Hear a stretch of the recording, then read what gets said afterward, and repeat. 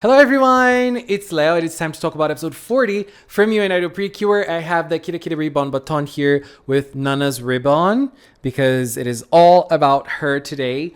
And I love Cure Wink. I think she already became my favorite Blue Cure, and Nana is a very special character to me.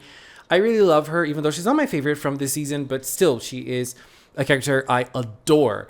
And I think that this episode didn't go as hard as I imagined. It was a very simple episode, but I think it was a great way of closing her character. Because I feel like there is one thing about Nana that I really loved, and this is something that has been happening with a few characters in the PreCure universe lately that I really like, is that they're not getting one aspect of their characters and focusing everything on that. So we have every episode from that character related to that in one way or another. Nana is a very good piano player, but that never defined her character.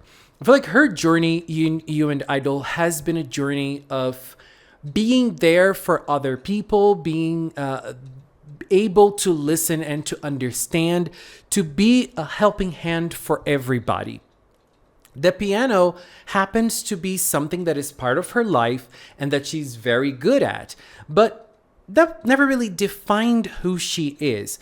And so getting an opportunity to be and to grow her career in the piano in this episode was a great way of saying, look, here's what could define you forever. Do you take this chance or not? So I like it a lot. So we have a scenario in which Kokoro finally shows us the full team of You and Idol that she created. And this is why I really love the writing in this season. They're not showing this for nothing. Next week is Kokoro's episode, and her episode is going to be related to one of the things that defines her as a character, which is her love for the Idol PreCure. And in here, they are stressing that again. She is part of the Idol PreCure team, but she is a big fan of Idol PreCure. She's always been. That is the strongest part of her as a person. She is the fan of Idol PreCure. So that is the show reminding us of that trace of Kokoro. It's not about the dance. It's not about the dance. She's very good at dance, just like Nana is very good at the piano. But her character is not about that. The defining trace of her character is indeed being a fan of Idol PreCure, even though she's way more than that, just like Nana. Maron gets the opportunity to ask Nana who her idol is, and she starts thinking about it. Because the characters in Idol PreCure, they kind of have their passions for certain idols already established. We have Puridun being a huge fan of Idol PreCure in general, especially Cure Idol. We have Maron being a big fan of Sukuna or Puridun. We have Kokoro being a fan of everybody. We have Kaito, who is an idol that everyone looks up to. And there's Nana. And who is her idol? And I like that Maron was the one to raise this question, because they are very close friends. They're very strong friends. They have a strong bond. And for her to bring this up to Nana was surprising to me, actually, but I liked it. And I was happy that they brought in that strong friendship that they have, that strong love they have for each other, too. Because Maron's character is so heavily focused on Purirun, but I love that she has those moments with Nana. There are a lot in the season, and I love them. And so Nana starts thinking about this, and when she gets home, there are plane tickets and tickets for a concert for her mom in France. So both her and her dad go to France, and they go to a performance of her mother. The girls are there sitting down, talking and chatting, talking about France, talking about the Eiffel Tower and possible souvenirs that she can bring. That was very funny. I loved that scene. And I love that it was Madeline who brought up the Eiffel Tower, because Madeline is like the brains. She is the culture of the group. She is the one that knows the culture. And so she's always the one to bring those up. And then Nana notices that people around them after her mom's concert, they were shining. They were full of kira kira, as she mentioned. Her mom has that power with her talent, with her piano talent. She has that power. And then they start talking, they start chatting. And her mom tells her that she needs to keep practicing. On the next day, Nana wanted to spend some time together with her, but there wasn't going to be enough time for them to spend together because she was getting classes. Even though she's a professional, she is still getting classes. And she basically gave us a lesson. Like, you always have to keep evolving. You always have to keep getting better at what you do. That is what being a professional is like. I loved that. And then Nana played the piano for her. And Nana's mom was surprised with Nana's ability in playing the piano. Later on, when Nana was combing her hair, her mom got close and started combing her hair for her. And then Nana's mom remembers a time in which they still lived together, and Nana gave her courage to go to France and live abroad and be a pianist. Again, Nana being the Nana we know, another moment of Nana being a supporter, of Nana being someone to look at another person and give them the support they need, even if it's something that will make her a little sad because she will be without her mom, but she still is supporting her. And that is something that her mom used as a fuel to be able to go and travel and stay as a pianist outside of Japan. But then we have the call. We have both Kokoro and Uta waiting for Nana to call them. And while they're chatting, Nana tells them that her mom has invited her to live with her in France. Why did she invite Nana? While Nana was playing, her mom saw her play, and she thought that Nana had a special color to her while she was playing the piano. I think that this means, I'm not an artist, but we do see artists talking about other artists, and they're able to notice when someone else has a strong talent, a powerful talent in them. That's probably what her mom meant with her colors. She has a unique way of playing the piano, and her mom saw that in her, and she wanted her to live in France so that she would be able to hone her skills in the piano. That was the invitation that her mom gave her. And it's interesting that when Nana starts mentioning that, she says, well, I have to think of Idol PreCure. But then for her, what was really weighing on in this decision was the fact that it would be good for her to spend more time with her mother. Notice that the piano is never really the main focus of her thoughts. It's going to be good for her, yes, but is it really going to be the main thing that she wants to? Well, the girls are shocked. Nana doesn't really know how to convey it or how to have this conversation with them. So it's a very awkward scene. And then she just hangs up, and the girls have to deal with this. We have Puririn being extremely affected by the fact that Nana might leave. And we have Merodon trying to deal with this. And it's very nice when they're in the call. Merodon says, like, you don't have to care about Idol PreCure. You have to focus on yourself now. And the girls are kind of shocked that Merodon gave her this advice, because Merodon is her very strong friend. And well, Merodon would be very sad without Nana. But for Merodon, that is what a friend should do. That is what a friend should say. You should support your friends in their decisions. You should help your friends make the decisions. And even though it might not be the best for you, it might be the best for them. So Merodon was like, you think of yourself. Leave Idol PreCure out of the equation. And so when Nana hung off, we had Merodon, not being honest with her feelings, just like she is. I loved that. And then on the next day, we have the girls talking to Tanaka and the other boys. We have Zakuri being very sad, because if she leaves to France, that means graduation. Graduation is a traumatic word for any Idol fan. If you are an Idol fan, especially talking about Japanese idols, you're gonna go through graduation. It's gonna break you. It's gonna make you sad. Some idols graduate. Graduate means leaving a group, and leaving a group in good terms, because there's going to be a huge event, there's going to be a huge concert, or at least something that will mark your graduation. There's going to be lots of messages, there's going to be lots of praise for your time when you were an idol from that group. But then you can leave to become an artist, like your soloist. You can become an actress, you can become a model, a TV host, or anything like that. Or you can just leave the entertainment industry forever and, never come back. There's been cases like that too. So you never really know what's going to happen to your favorite idol if she graduates. And I can totally understand Zakuri's pain here, because the way he was crying and saying, I'm going to France and get Wink back.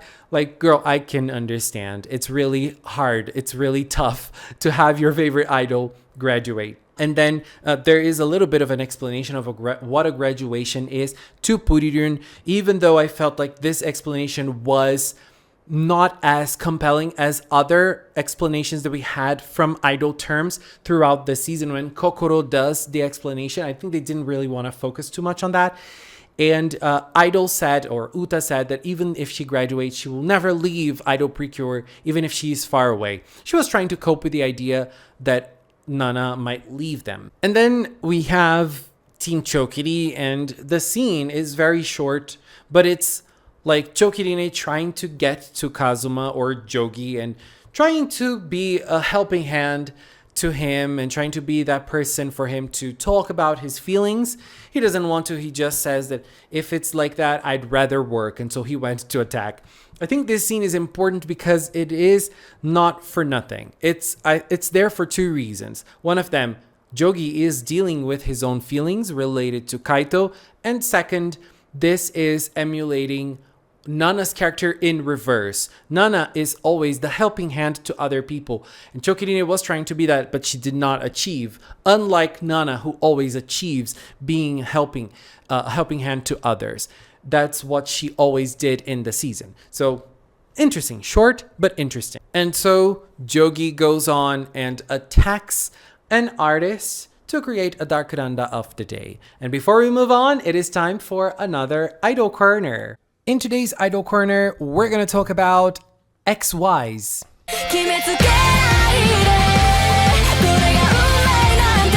XYs is an alternative idol group that went through lots of changes.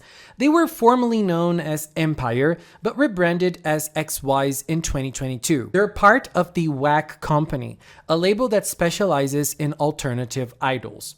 With an ever-changing member lineup, it's a group full of personality and lots of songs that showcase their fierce and unique side. One of the members of the group, Mayu, attended the You and Idol PreCure movie special screening for idols representing her group. She mentioned her favorite character is Cure Wonderful because she is super cute. XY's song recommendations are Imagine,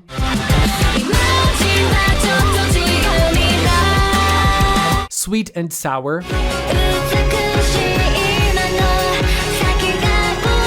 Not Sorry,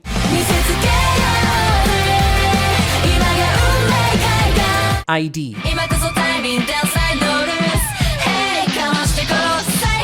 So here's where things start getting really messy in this episode. Like, girl, why? I just wanted a simple explanation to certain things, but still, let's move on. So we have the girls getting ready for battle, and we have Uta looking at Kazuma and saying, Kazuma, stop! And Kazuma's like, don't be so casual with me. I like it. And then we have the girls transforming without Nana, and the fight starts. They're having a little bit of a hard time there with the fighting scene, but then Nana simply arrives. Girl, you were in France, honey. What is happening here? You were in France. What are you doing? And so when she comes back, we have some other scenes in France that we saw her there with her dad, and they saw a beautiful rainbow when it was raining. And Nana noticed something about the 7 colors of the rainbow because her dad mentioned it. And then she goes after her mother because she made a decision. And so when Nana arrives, she transforms and she becomes Cure Wink. And here's what's important related to Jogi. Jogi was noticing that there was someone missing, and he thought, okay, the bond that you said was so strong, it's now broken. It doesn't exist anymore. And it's important for his character because he is a character that had a bond that was broken. And someone used that broken bond to make him turn into Jogi, to make him turn into a villain. And so when she came back and he noticed that the girls were telling the truth when they told him that no bonds were broken at all, he was shaken. He couldn't deal with that. And then we have an amazing moment in the fighting scene. But what was weird and what I said was messy is the fact that Nana was in France and now she's back to Japan like this. And okay, I think that there could be a possibility of her like waking up on that day in France, taking the plane and coming back. But girl, if you ever take a regular plane, you know how it goes. It's not that easy. It's not that fast for you to get out of an airport or something. It's not that fast, baby. And like, it would have been way easier if she used the Idleheart Brooch to teleport from France to Japan. Girl, just do that.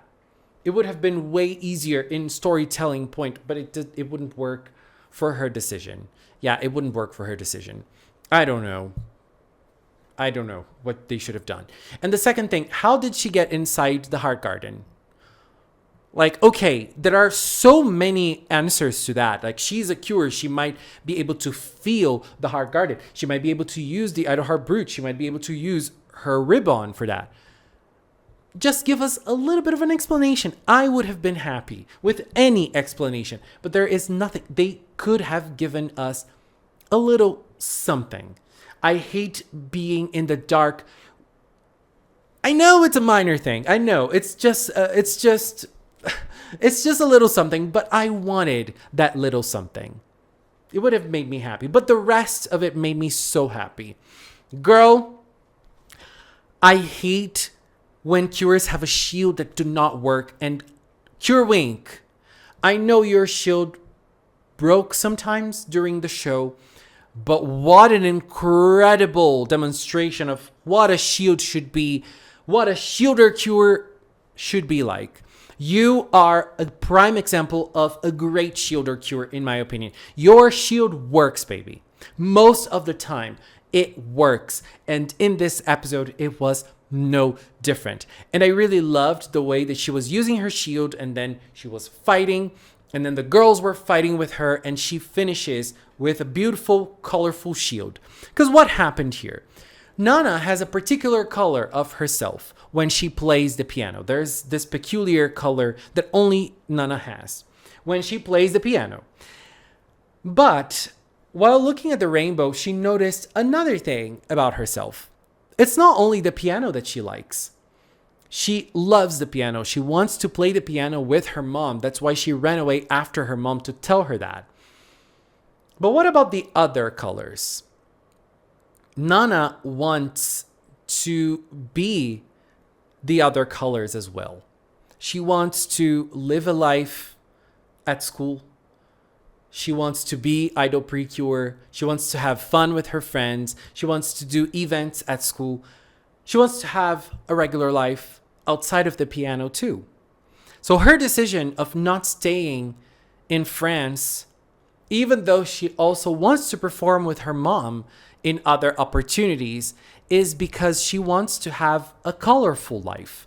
And for her, that's her priority. That is her choice. And I love that when it comes with all of the things that she is choosing for her life, they reflect on her shield and it becomes a super colorful one.